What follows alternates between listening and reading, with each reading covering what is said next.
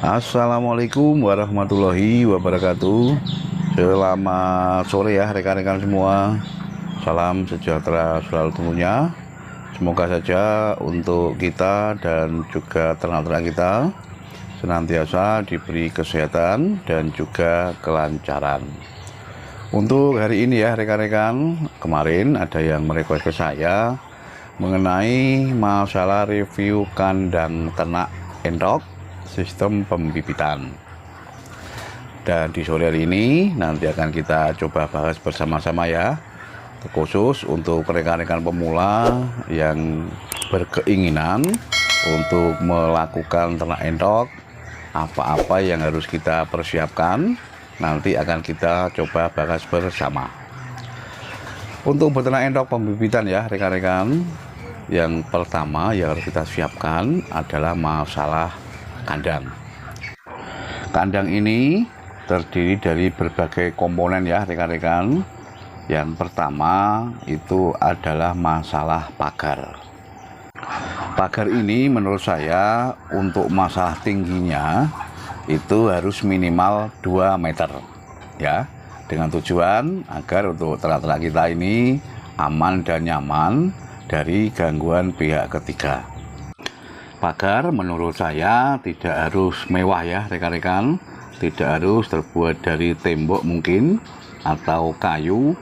Untuk pagar bisa kita bikin sederhana, yang intinya untuk ternak-ternak kita ini bisa tidak keluar. Mungkin bisa dibikin dari jala ya, jala bekas atau jaring ikan maksudnya, itu juga bisa. Dan saya kira untuk masalah kekuatannya ya, itu juga lumayan kuat sekali. Yang terpenting untuk hewan-hewan yang berasal dari luar kandang itu tidak masuk, dan juga sebaliknya untuk ternak-ternak kita ini tidak bisa keluar dari area kandang. Untuk komponen berikutnya ya rekan-rekan semua yang harus diperhatikan atau yang harus ada di dalam beternak pembibitan ini adalah petarangan. Yang mana untuk masalah petarangan ini ya harus kita bikin senyaman mungkin untuk indukan-indukan itu bertelur maupun mengerami. Karena yang jelas di dalam beternak pembibitan ini faktor masalah pengeraman dan juga masalah produksi telur itu memang mutlak menjadi hal yang paling utama. Karena apa? Dari petarangan itulah nanti akan diproduksi untuk DOE kita yang akan menjadi hasil dari usaha ternak endok pembibitan. Itu ya rekan-rekan, dan pesan saya untuk masalah petarangan ini tidak harus juga terlalu mewah. Yang terpenting bikin untuk indukan-indukan itu mengeram dan juga bertelur secara nyaman. Masalah konsep silakan rekan-rekan bikin sesuai dengan keadaan ya, dalam artian situasi dan lokasi kandang. Faktor yang berikutnya rekan-rekan yang harus ada di dalam beternak ini adalah tempat berteduh. Yang mana untuk tempat berteduh ini ya, kita ketahui bersama untuk masalah fungsinya. Saya yakin untuk rekan-rekan semua sudah tahu ya, bahwa di dalam tempat berteduh ini digunakan oleh ternak-ternak kita sebagai tempat beristirahat. Yang mana ketika di musim penghujan ya, maupun musim kemarau, fungsi dari tempat berteduh ini sangat-sangat berguna sekali. Untuk konsepnya ya, masalah tempat berteduh ini rekan-rekan semua silakan dibikin sesuai dengan keadaan dan kondisi kita masing-masing. Tidak harus itu terbuat dari kayu ya, tapi juga bisa dibuat dari bambu. Dan untuk atapnya tidak harus kita menggunakan barang-barang yang mewah ya. Yang terpenting tempat itu bisa dijadikan sebagai tempat yang nyaman untuk berteduh endok-endok kita. Hal berikutnya ya rekan-rekan yang harus kita sediakan di dalam usaha ternak endok pembibitan ini adalah masalah fasilitas kolam. Yang mana di dalam video kami yang terdahulu sudah kita sampaikan masalah kegunaan dan fungsi dari kolam di dalam beternak endok sistem pembibitan.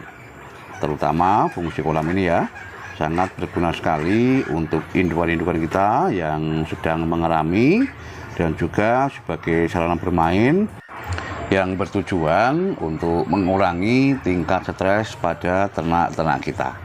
Mungkin untuk masalah bentuk dan ukuran kolam ya, bisa kita sesuaikan dengan kondisi kandang dan juga masalah kondisi keuangan kita. Itu relatif ya rekan-rekan, tidak harus kita bikin panjang atau lebar. Yang terpenting itu minimal untuk panjangnya kita bikin 1 meter. Nah itu tadi ya rekan-rekan semua, review kandang ternak endok sistem pembibitan versi dari kami yang ada di kandang tower. Silakan ya, nanti rekan-rekan bisa menambahi barangkali ada hal-hal lain yang sekiranya dibutuhkan di dalam usaha ternak endok pembibitan ini. Pesan saya ya rekan-rekan semua, untuk masalah populasi silahkan sesuaikan antara jumlah populasi dengan luas lokasi, karena hal ini ke depan akan menyebabkan sesuatu yang berimbas negatif apabila untuk masalah jumlah populasi ini ya berlebihan sehingga tidak sesuai dengan luasnya lokasi kita.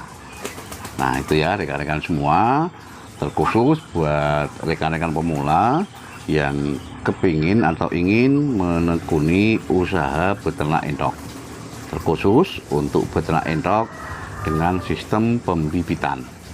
Hal-hal tadi di awal yang sudah saya sampaikan ya, itu harus kita sediakan. Perlu digarisbawahi juga bahwasanya untuk hal-hal tersebut kita bikin sesederhana mungkin. Tidak harus kita buat dengan sistem yang terlalu mewah ya. Yang terpenting atau yang terinti itu bisa membuat untuk ternak-ternak kita nyaman dan juga bisa maksimal dalam hal masalah produksi.